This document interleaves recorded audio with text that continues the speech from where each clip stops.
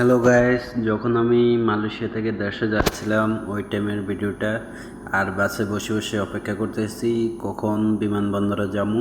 তখন দেখতেছি আমার পিছনে যারা আছে সবাই ঘুমিয়ে গেছে আর ড্রাইভারে গাড়ি চালাচ্ছে, আর আমি পিছনে বসে বসে অপেক্ষা করতেছি কখন তাড়াতাড়ি মালয়েশিয়া বিমানবন্দরে চলে যাবো আর কত তাড়াতাড়ি বাড়ি চলে যেতে পারি, এই জন্য অপেক্ষা করতেছি।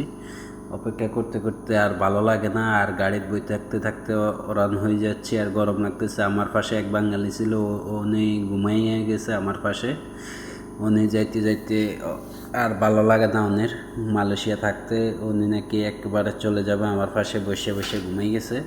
তারপরে আরও তো আছে দুশ্চিন্তা কোন সময় মালয়েশিয়া বিমানবন্দরে যাই আর মাল উঠান লাগবে আমার মাল আছে অনেক।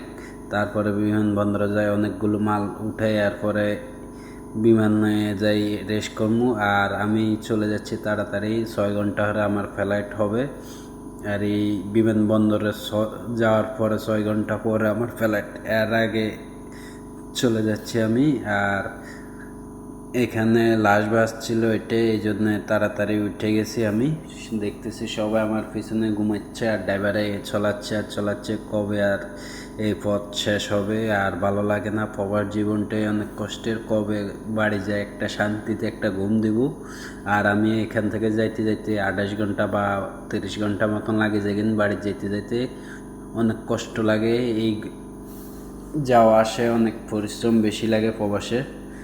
আর তো আছে সময়, তো শেষে হয় না, আর শুধু দেখতেছি কখন সময় শেষ হবে আর মালয়েশিয়া জীবনটা কবে শেষ করবো আমি। এই প্রবাস জীবনটা শেষ করার জন্য অনেক অপেক্ষা আছি, কিন্তু দিন দিন বয়স তো বাড়িয়ে যাচ্ছে, প্রবাস জীবন তো শেষ হবে না। টাকার নেশা ধরলে আর কোনো কিছুই শেষ হয় না।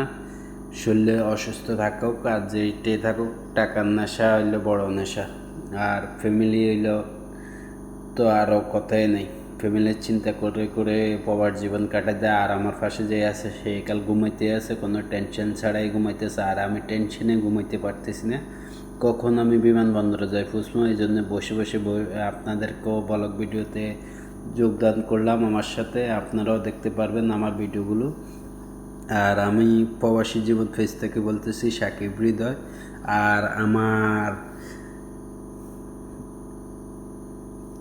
আমার ঘুম পাইতেছে, আমি জুটতেছি কোন সময় যাই এই বিমানবন্দরে ফুসবো, কাল ঘুম পাইতেছে। আপনারা যদি কেউ চা খায় থাকেন আমারে 1 কাপ চা এনে দিবেন, আমি খাই ঘুমটা কাটাই নেবো। আর সবার জন্য দোয়া রইল। আল্লাহ হাফেজ।